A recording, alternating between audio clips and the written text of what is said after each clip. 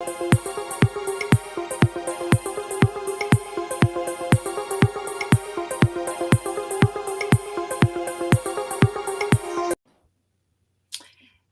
and welcome back to Live Now with Veenu Keller and Chuck Hogan. We want to welcome you to Spanglish World Network and her network on Zingo TV's channels 250 and 251. Zingo TV is a free app that can be downloaded on iOS and Android devices. While you download, make sure to rate and leave a comment. Zingo TV is also available on Google Chromecast, Amazon Fire Sticks, Roku Sticks, and all smart TVs 2016 and forward. So tonight, Chuck and I are really excited to bring you this topic because I think it's something that we all go through. And, it's really looking at what we need, what we think we need, and how we get what we want, and how people think they're synonymous and they're really not. No, they really aren't, Veenu. And thank you so much. It's interesting. So often people, in fact, we hear this all the time, right? We even ask our kids, so what do you want? What do you want to eat? What do you want to do? What do you want to be? It's like, wow. And yet there's this underlying metric that we really need to understand and appreciate. And that is, it's not about what we want. It's about what we need. So you and I have had this discussion so many times with folks, and we'll go, okay, so what do you need? Well, you need air, you need water, you need food, you need shelter. And the human condition is that we actually need love and connection as well. There are so many people, though, that are willing to go ahead and sacrifice everything to chase wants. Yeah. And how often do you find that your kids, when they've seen something that someone else has at school, or they've gone and visited, or they've been on a party, or they've watched television or any advertisements, especially during the holidays, how many wants come up? A lot. And how often? All the time. So it's like, wow. So what's the measurement on wants by comparison to needs? Well, it's funny that you say that, because I was just talking to a client today who, I must say, he's younger, like he's 13, 14 years old, and he wanted an electric bike. And his parents, well-to-do, they definitely could afford it. But they said, no, you have to pay for half. So this kid, well, all his friends got it for birthdays and Christmases, everything was given. They were standing true to teaching him the value of that is a want, not a need. And if you want it, then what are you going to do to get it? And so he did. He worked, and it took him months, and he raised the money, and he paid for half, just like his dad. And it was not just the bike, the helmet, everything, right? So then I was talking to him, and now his friends are getting new bikes, new electric bikes that go faster. And so now he doesn't want his bike. Now he wants a new bike. And I said, well, how's that going to work out? Well, I'll just sell my bike, and I'll take that money, and then I'll earn the other money, and I'll get the newer bike. And I'm like, so your bike is literally 2 months old. Like, you just got it. I said, do you remember that feeling of working for it and what that felt like to you? And he's like, oh yeah. And a big smile came on his face. And I'm like, so what happens to that? He's like, well, I'll still have it because I'm going to get a new bike. And it's all because his friends are getting new bikes. Yes. So he, at that age, really does he need it? No, but in his mind, he does need it. You know why? Because while they're going faster and leaving him behind, he won't be able to catch up. So in his mind, it's a need. To us parents, it's definitely a want.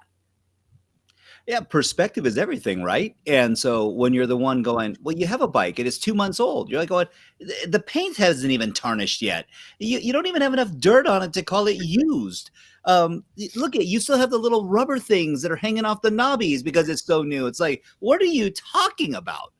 And that perspective, it's kind of like when you see kids with shoes, and there are some people who are like shoe hounds, and I go, oh, but yeah, these are dirty already. I'm like, of course they are, because it rained last week and you decided you're going to wear your brand new white tennis shoes out in the weather.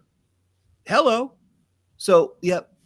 But, Dad, it would really be nice if I could have a nice new white pair of sneakers, because that would just really set my outfit off. And I'm like going, what would be really nice? If you clean the ones that you have.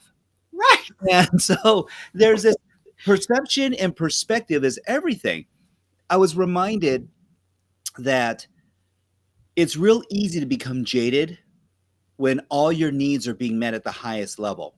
Mm. And so if we think about that for a moment, Vino, and we look, as at our audience, we go, okay, what are you missing? Did you go to bed hungry last night? Did you sleep in a bed? Did you drive to work today? Did you have money for fuel and food? And you wore a beautiful outfit today. Your hair is, done, and your nails are did, as they say.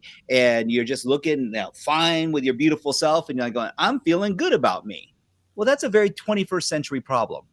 Mm. And I'm reminded that there are some people in this 21st century that didn't have a bed to sleep in last night, and they have a huge need. There are people that stayed at a halfway house last night because they don't have a home. That food, they're relying on someone providing them with a hot meal. That life doesn't feel so filled with wants as it is hunger pains and needs. And I don't mean to be Debbie Downer and go that route.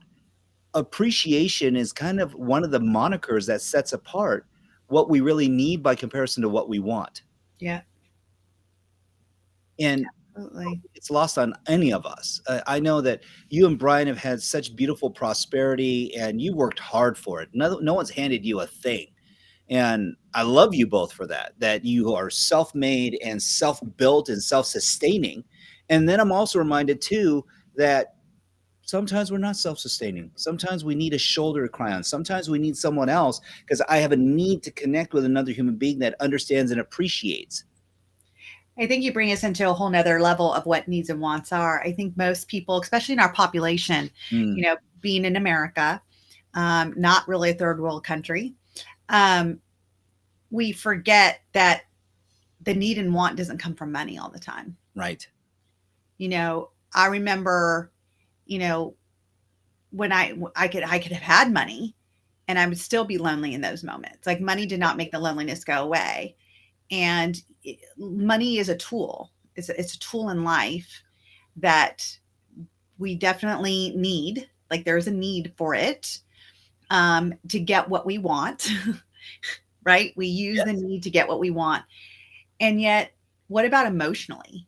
Oh, You know, it's really looking at what is it that you really want, and is it your need? Like we could even say food, right?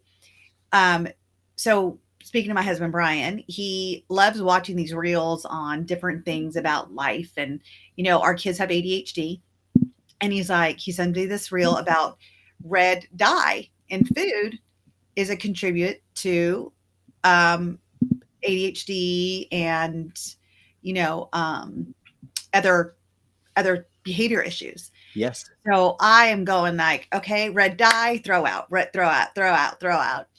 And my kids are where at the grocery store, like, oh, can we get? I'm like, nope. I'm like, I'm a label reader now. Nope, nope, nope. But we need those. No, you want those. Mm, What you want, what you need is food. And this is food, but it's not nutrition. So you don't need food, you need nutrition. right. I mean, because you think about it, they will, the people who have eating disorders and they go into a hospital, they Mm, don't shove food. They put a feeding tube to get the nutrition in their body. It's not the food they're lacking, it's the exactly. nutrition that they're lacking. And so, again, it's really looking at the want versus the need and how we as parents, because I'm big on this parenting thing, have set our kids up to not know the difference. True. And there's a lot of emotion. There's a lot of energy and motion that's attached to the meaning that's given because we're all meaning makers. So when we start to go, oh, but you don't understand, I need it. And I was like, going, okay, are you going to suffer because of this? Are you going to perish because you don't have what you consider is necessary? Mm. Hmm, I don't know that that's the truth. So, what is the reality? And I go, well, the reality truly is that we have some nuances that we need to help under. And I just want to make sure, is my sound volume okay? Vinu, can you hear me better now? I can. Okay, good. You're Sorry. good. I was getting some reminders that volume was an issue. So I just want to make sure that for all of our viewers, they could hear us clearly. So part of this is that when we start to identify that, when does a want become a need? And can a need be a want? Yes, and No. yes, and Yeah, yes. absolutely, right? So you brought up a point earlier, which is they're not mutually exclusive and they're not tied to one another either. So I need transportation. I want a Ferrari. Now, with a family of 5, probably not the most practical pick. I mean, unless you're like going, well, I guess I could strap the 3 kids to the roof, but it's a 2-seater, and my wife and I look really good. I don't know if the accoutrements on the roof rack are going to look that good. My kids might be a little warm, little windblown, hair everywhere, bugs in the teeth, but we'll get there in style. Now, unwrapping them, unstrapping them might take about a half an hour. Why do I go there? I go, because that's not even the cards. That is completely a want. And in fact, it's kind of fabricated in a fantasy. Now, when we're empty nesters and we're rolling in the dough, and I go, okay, now look at all the conditions that come along with wants. Needs are things that absolutely enhance our life. And I know what some of you are thinking, that Louis Vuitton bag could really enhance my life, Chuck, and I want it when now. That's great. I like mine. Yeah, I know. Julie loves hers too, and I'm not going. And so I'm not throwing shade at anyone. I'm just saying that if you needed something to hold your lipstick, your makeup, your eyeliner, your lip liner, your wallet, your keys, your purse, I get it. And it doesn't require a $3,000 handbag that has initials on it that's printed on vinyl. And everything's made in China. So the harsh reality is that is a huge want. But here's the difference. How does it make you feel? Yeah. And I just want to add something, like, and here's what's great is that people think like, oh, if it's not a need, I can't have it because I want it. That's not true. What would you love? Exactly. Like, go and create what you would love, and not put, and you said something like, it's the conditions we put around it. Yes. And that really stops us from really getting what we want, and, if you could afford it and you worked hard and you wanted that Ferrari and you had a family car and you had your Ferrari, it would definitely suffice for the need to get to work, and you earned it. And that's great, and celebrate it. And every time you get in that, like you said, how does it make you feel? Does it remind you what you went through to get it? Like, I love my Toyota Sequoia. You were one of the first people I called when I got it. I was like, oh my God, I did this. I did this. I did this. And every time since then, when I get in that car, I'm reminded of the lives I've touched, the people I've supported. It is just a reminder that how grateful I am. And that is such a huge anchor. And this is where we say, can wants actually help elevate and fulfill needs? And the answer is yes. It's like, you get to choose, are you going to live your best life, or are you just going to live life? You're going to survive it, or are you going to thrive in it? It's your life. And so you need to live it. And I go, well, but there's different ways of living it. There's different ways of being in it. Are you going to be your best, or just do your best? They go, oh, all these cliches and these soothsayings that you're throwing around, Chuck and Veenu. And it's like, no, the truth is the quality of your life is in direct proportion to the amount of uncertainty that you can comfortably live with. So if that's the case, and we're living this uncomfortable lifestyle, I go, then I know you're growing. I know you're growing because you have a need. And your number one need is to expand and to learn and to live. Ooh, living's a lot different than surviving. A lot. So what the universe has provided all of us with is this opportunity to flavor it and spice it the way we feel we need it. Is it Mississippi masala? Is it hot and spicy? Is it savory and smooth? Is it sweet? Is it cold? Is it cool? Is it just, soft like a chiffon texture? What is it for you? Is it rough and tumble? I go, no, I want it gritty. I want to get into this thing. Awesome. And none of it's right or wrong. True. The variance with a need is that it actually enhances your life.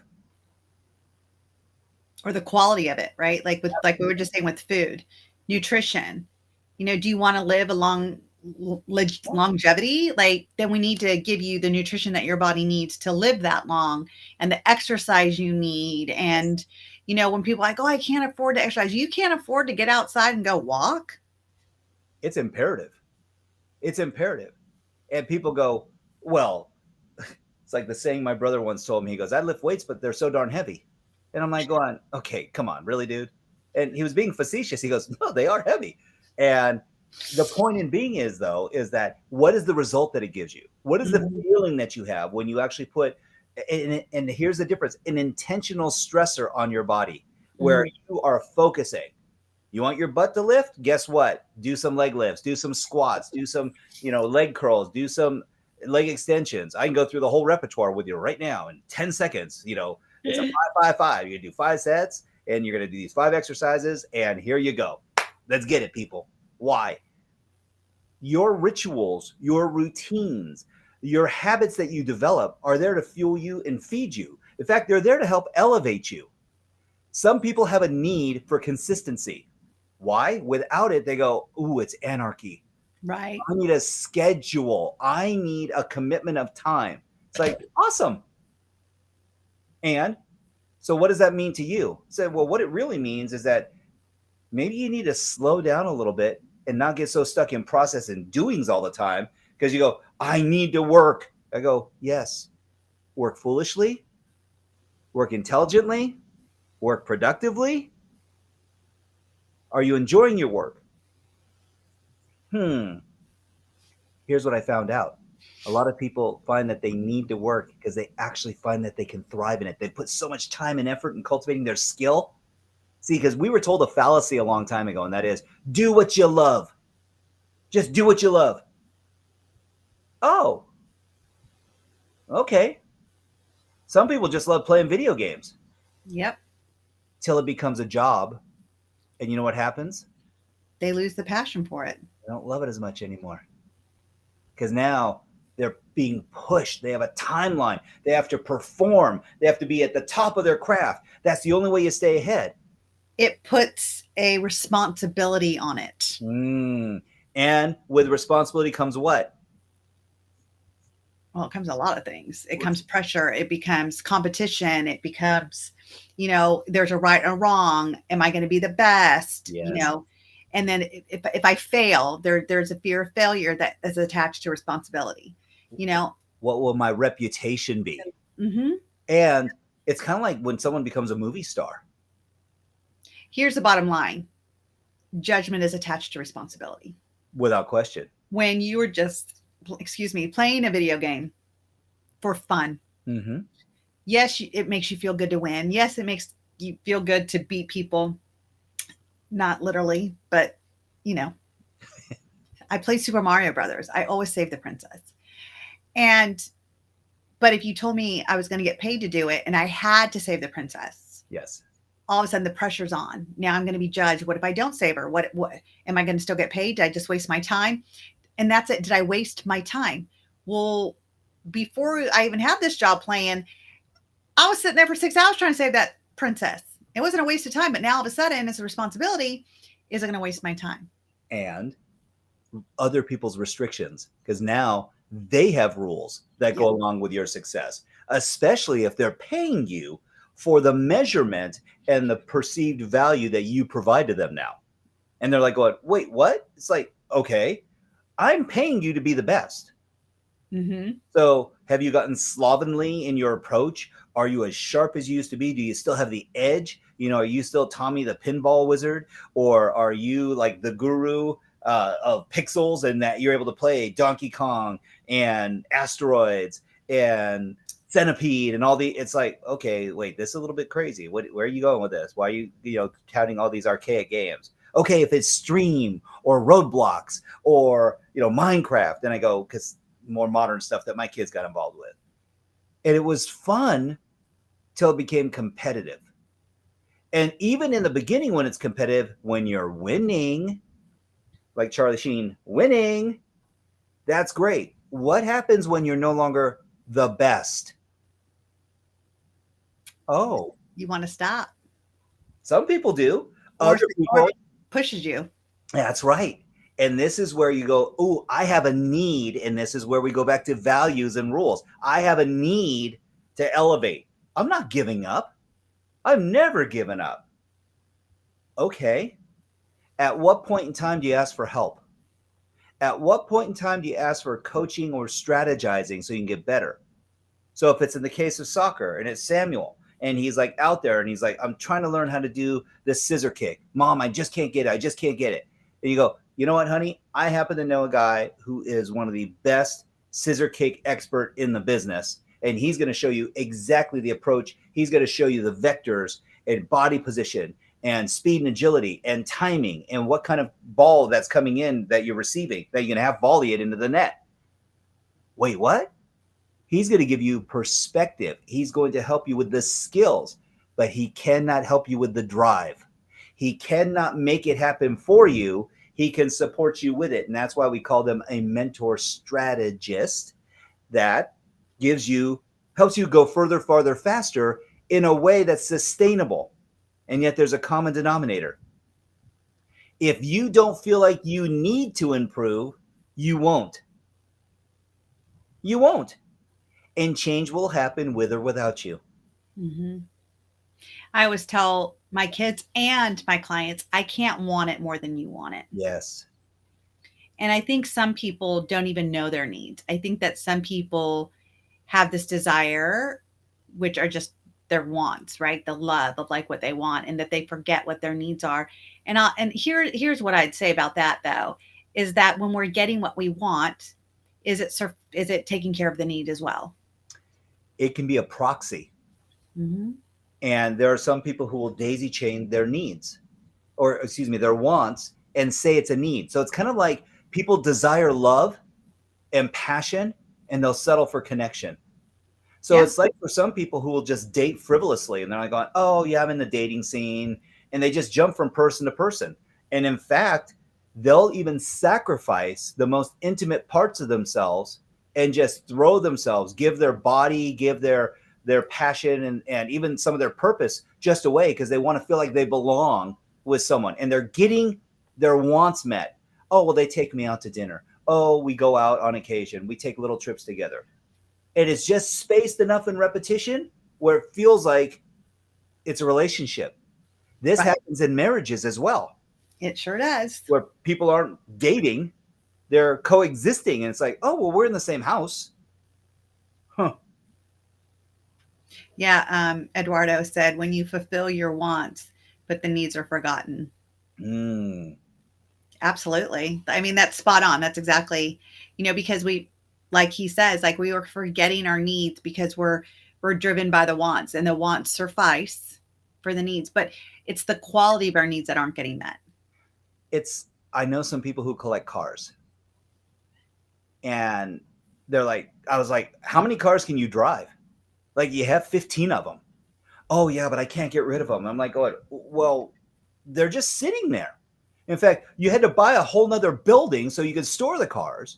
And then they're all on battery chargers, and they're wrapped in bubbles. They literally pull them into this canopy that pulls all the dust and everything out of them. And then once a month they start them. The key's hanging up on this little board, and they go over and they take the key and go over there, and it's on a battery tender. They make sure they start it to get all the oil and everything running in it. They take it out of the bubble. They unzip it. They run it for 10, 15 minutes, and then they turn it back off, hook the battery charger back up, turn the fuel off, and put it back in the bubble. Why? Because it's more valuable. And if it has fewer miles and it hasn't been driven a lot. And I go, oh, so it's an investment. And they go, yeah, that's it. But yet when they drive it on the street, oh, they feel like $1 billion, not even a million, $1 billion with a B. And they go, to your point earlier, I love how this makes me feel. But they have 15 of them. I'm like, so what do? Put them on rotation and you change them out like your underwear? Hopefully that's a daily thing. Please. And so they're driving them really often. No, they don't. So I go, why does someone then go into collecting wants? Collecting them. And I go, do you need it? Do you need them? Do you need transportation, or do you just want these trophies and tokens for yourself? Well, then you're feeding the ego, right? It's feeding the significance And um and again, that's not right or wrong. I'm not here to judge. Right. It's really about, having your wants fulfilled. That's amazing. If you have the ability to fill your wants, that's great.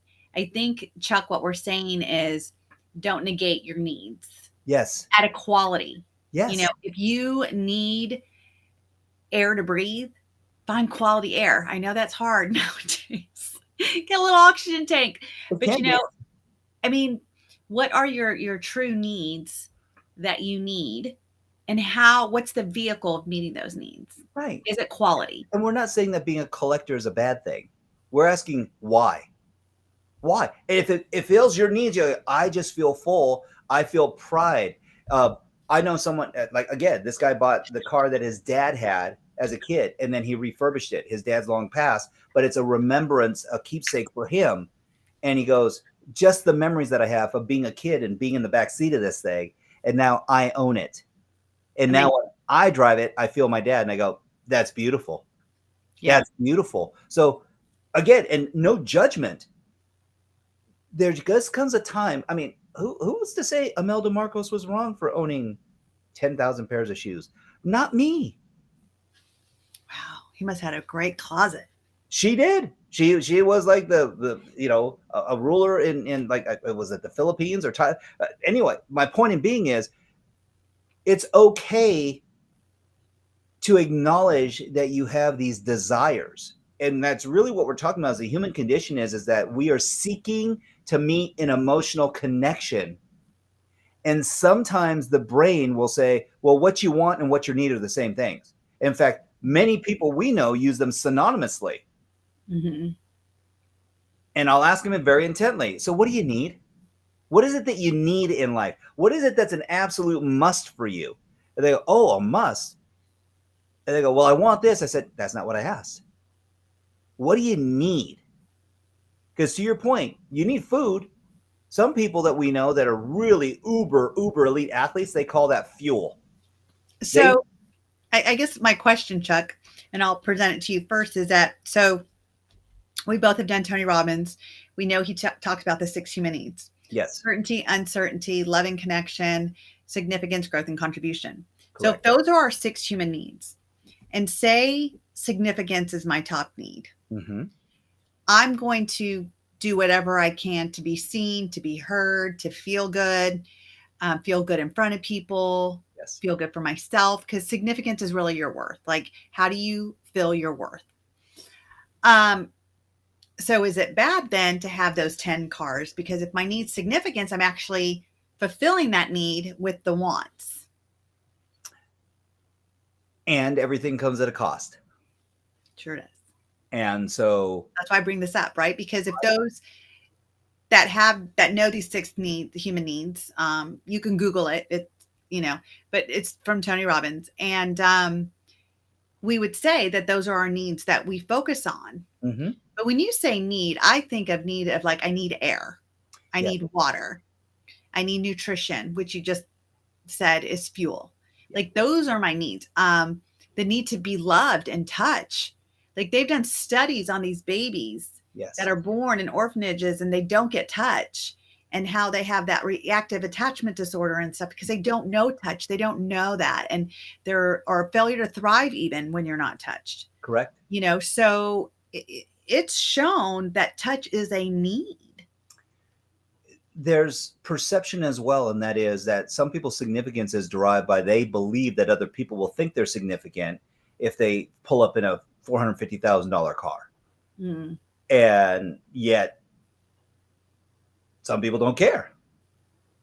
They can go ahead and flash a Pantera or a Rolex or a Patek Philippe watch and go, hey, $600,000 watch. And they're going, great. What time is it? I don't know. And it's like, interesting. Why?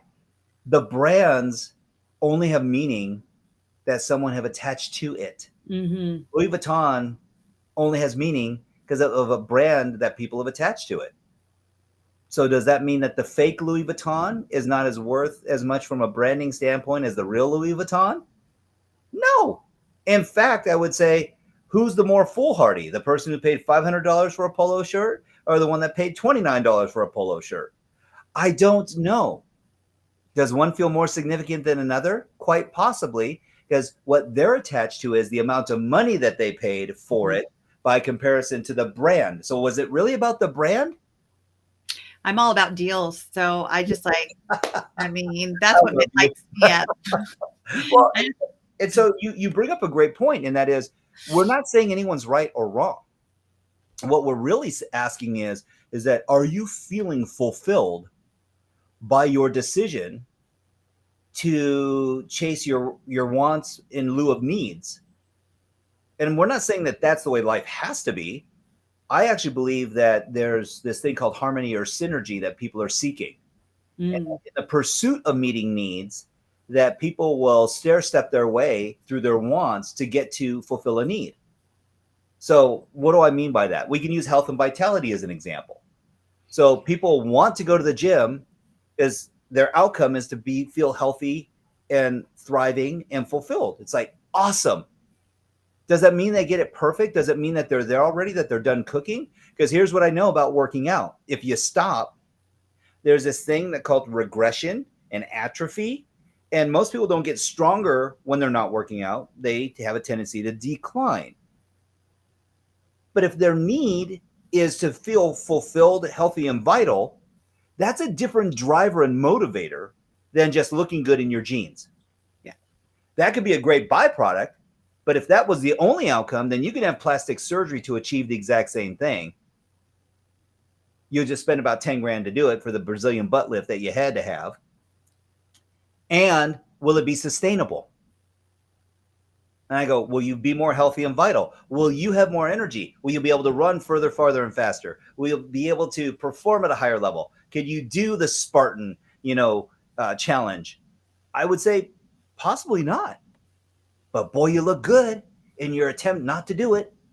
Right. So why? We have a lot of fake precedents that have been put out in front of us, and these little devices, as brilliant as they are, have become kind of a noose around our neck too. Yes, we stream to social media. Yes, we are trying to put amazing content out so people can actually expand their minds. Yet there are people that are like going, oh, well, this is how you do lip fillers. This is how you, so it's like going, okay, real or Memorex? This lip gloss will make you look amazing. Quite possibly. How does that look when you're sleeping? I go, well, why would you say that? Do you need it? Or is it a perception of want that when you're out in public, that it's going to give you everything that you need? And as someone who is a very naturally beautiful woman, Veenu, I know a lot of times you wear a very light amount of makeup. My wife is the same way. I don't wear any. See? I'll be honest. This is it. But you know why I don't? It's because I don't like with my integrity, I don't want to look one way. And then when people see me out in public, they're like, who's that? And not know, this is who I am. Yes. This is it. This is the best I got. When I'm on stages with bright lights and everything else, again, very minimal. No, very minimal. It's just so it's not all washed out, but I look the same. Yes. I look exactly the same. I was just watching a thing today on how to contour. And I'm thinking, would I want to do this every day and put this white thing down my nose? And I'm like, I wonder what I would look like. Like, how do they get those noses look so skinny? Those are my questions. But then who is this person under it? Right. Who is this person under it? Well, how many times have you seen these people when they do an extreme makeover and they do their makeup and you're like going, is that them? No. What? And then you see these reveals like movie stars, they went makeup free. And you're like going, oh. Like, you don't even recognize them. You're like, what? I'm like, who is that? Does it hurt? Are they okay? Because they don't even look like the same person. And it's like, oh no, this is runway ready. And then this is real life. And I go, wow. I look at it this way. I wore enough masks in my life. Thank you. Without the makeup. And to be free of those masks, why would I want to put another one on? And we had to during COVID, and I couldn't wait to take those off either. So I chose to stay inside because I just refused to wear masks. I'm going to do it. I'm going to stay inside. It's funny you say that because they say the windows are kind of like the openings of the soul that you can Right. control. And I made eye contact with so many people during COVID, and because it was really one of those ways. And then I realized it's like, oh, all you suckers that did Botox, you couldn't move your eyebrows. You could, there was no facial expression. I mean, it's like excited, happy, depressed. It was all one look, and I'm like going, wow, okay. So one of the ways that I personally, for our listeners, because I'm sure people are wondering, like, well, how do you know if it's a need or how do you know if it's a want? So for me, and I look at a measurement tool. Like whenever I'm looking at making progress, what's my measurement tool? When I'm looking at, is it a need or a want? What's my measurement tool? My measurement tool means, will I die without it? Yeah. Without air, I will die. Without water, I will die. Without proper nutrition, I will die. Without my husband, I would feel like I would die, but I would not die. Although he does fulfill my needs in many ways. Like he brings me water. Absolutely. Absolutely. So, but still, it's again, that's my measurement tool of my true needs. It's beautiful that you say that. I remember when I was young, and this will show my age, but I wanted a G.I. Joe with a Kung Fu grip. True story. I wanted it. It was like, man, I really want this thing, Dad. And it was the cyborg dude. So it had like a little glass thing behind his eye, and you go, dee, dee, dee, dee, dee. Yeah. And my dad was like going, okay. And I said, but Dad, I really need it. And he goes, really? Interesting. So this was for Christmas, and I just thought Santa brought everything that you ever asked for, of course. I must have been like 5 or 6 at the time. And I'll never forget what he said. He goes, so if for some reason Santa couldn't bring it to you, would it just change your life if you didn't have it? He didn't say, do you need it? He didn't say, do you want it? He knew I wanted it. He knew I didn't need it. He goes, but would it change your life? And I thought about it, and I go, well, I guess not really.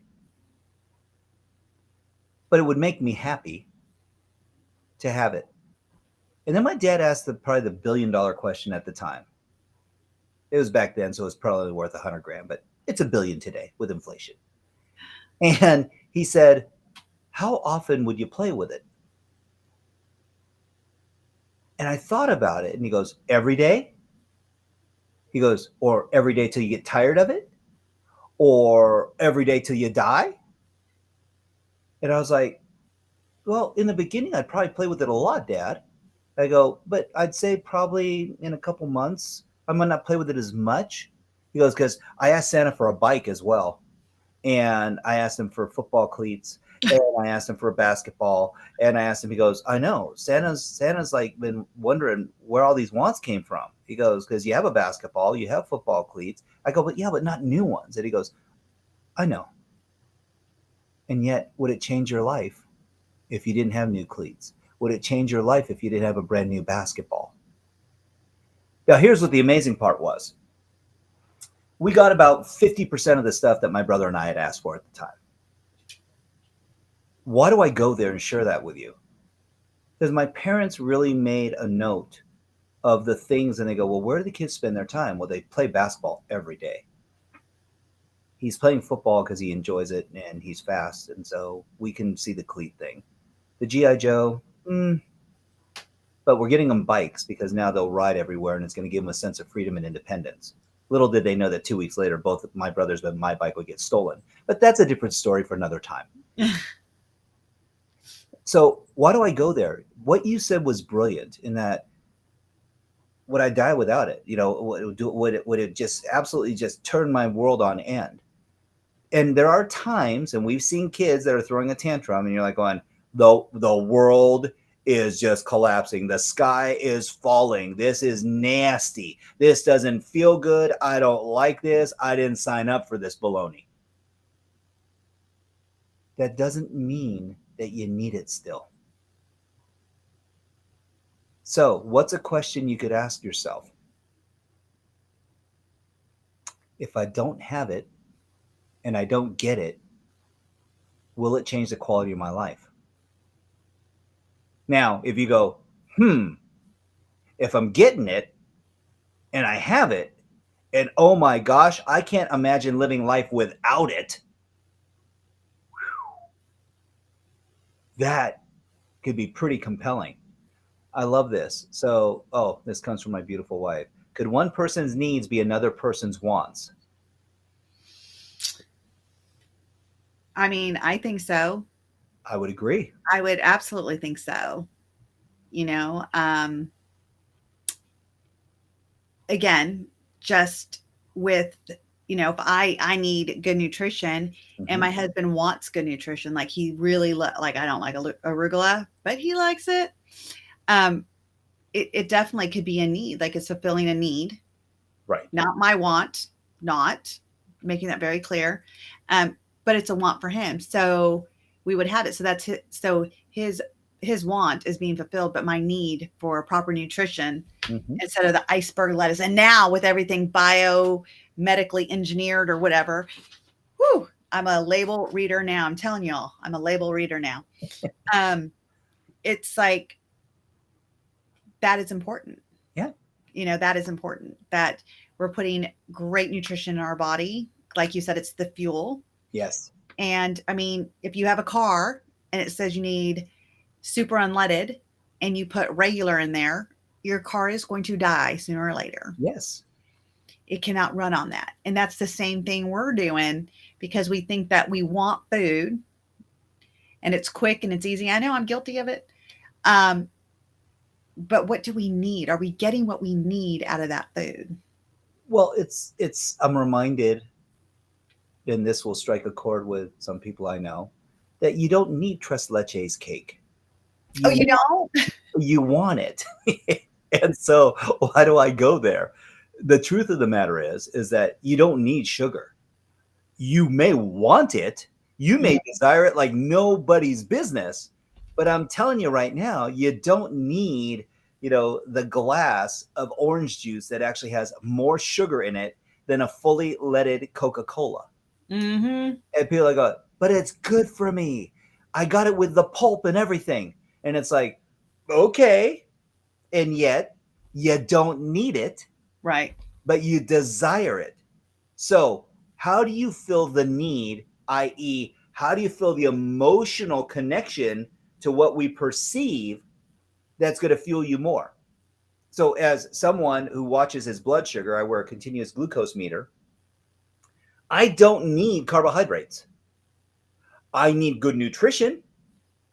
So why? If you're going to fuel your muscles, put in them what they need, not what you want, which might not be the eggplant parmesan. It might not be, the In-N-Out burger.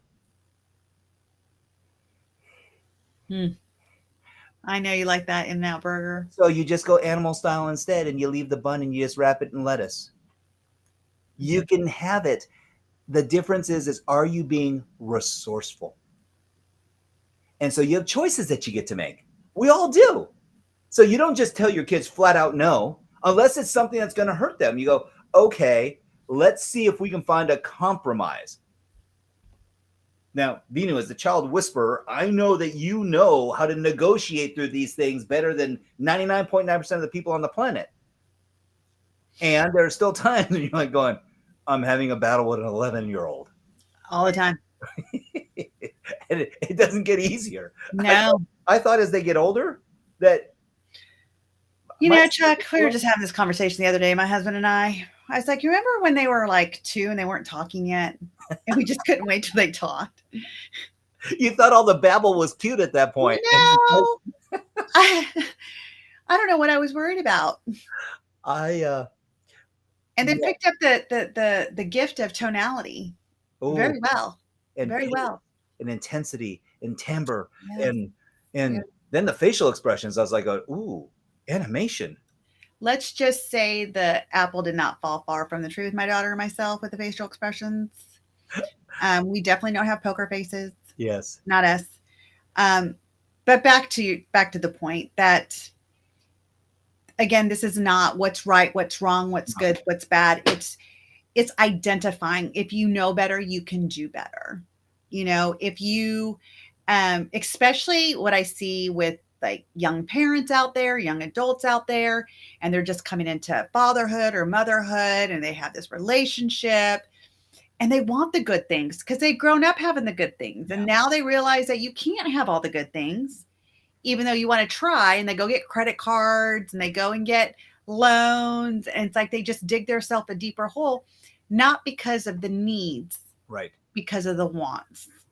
Yes. And I wish that I could have heard this show that we've done today back when I was 18, getting married to my first husband,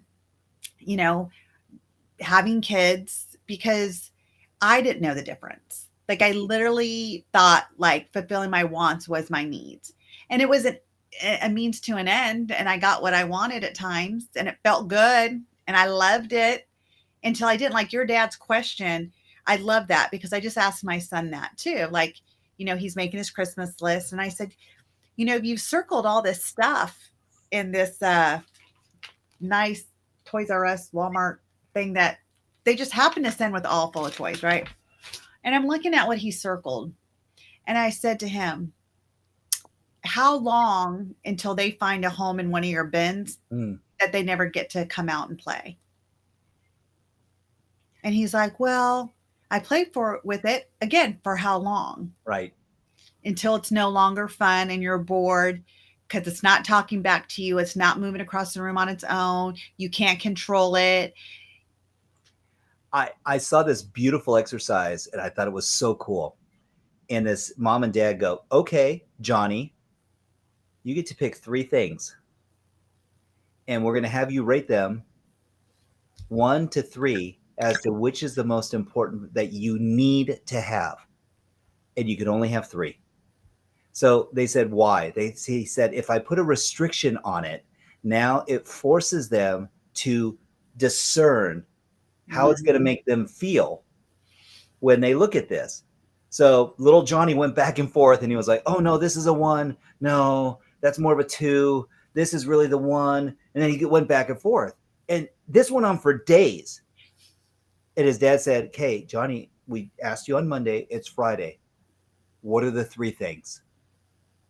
He goes, and this is all I get, Dad? He goes, this is what you get to choose. It's your choice. So pick wisely. And he started and he goes, you have 5 minutes. And after that, what you choose is what you get. And don't regret it. So he did. Turns in his little sheet, circled the ones he wanted, 1 through 3, but crossed out multiple times over. And it's the following week. And Johnny goes, can I change my mind? His dad goes, nope. You get to have the experience that you decided to have based on what you picked. And that was Johnny's first exercise in needs versus wants. And he'll learn the lessons from it. I love it. What a great way to end us tonight, Chuck. It's already been our time. We are there. And it's just been great. Like, I think this conversation is much needed, especially with Christmas coming around. It's a great thing to teach our kids. Yes. Gratitude. And I know that, I go crazy on Black Friday. I love it because I love deals. I love deals. And next thing you know, like there's more and more gifts. And then I have twins. So it's like, oh, I got him 10. Now I got to get her 10. Oh, I got her 11. I got to get him 11. And next thing you know, it's just way too much. And this year, my husband and I said, like, you guys are getting 5 things. You'll get 1 big thing. Here's a price range. And you get 4 other things. And here's the price range. And again, it's kind of like you get to choose. That's it. Like, you get to choose the experience that you want. And I love that. I love that example you get, because I think it's a great thing for us to help our kids start to understand the earlier on that we could teach them wants versus needs. Yes. The happier I feel like they'll be in their adult life. There'll be less comparison and a lot more appreciation. And with Thanksgiving being the holiday right before Christmas, we all have a lot to be grateful for. Amen. Absolutely. Absolutely. Thank you all for joining us on this episode of Live Now with Veenu and Chuck. Follow us on Instagram at Veenu Inspires and at Chuck Hogan Now. For more about myself, you can visit VeenuInspires.com. And for Chuck, check out YBLNow.com. This show can also be heard on Spanglish Radio Network. Please check out www.spanglishworld.ca for all your news and programming. Spanglish World, watch it, hear it, read it, download it, and live it.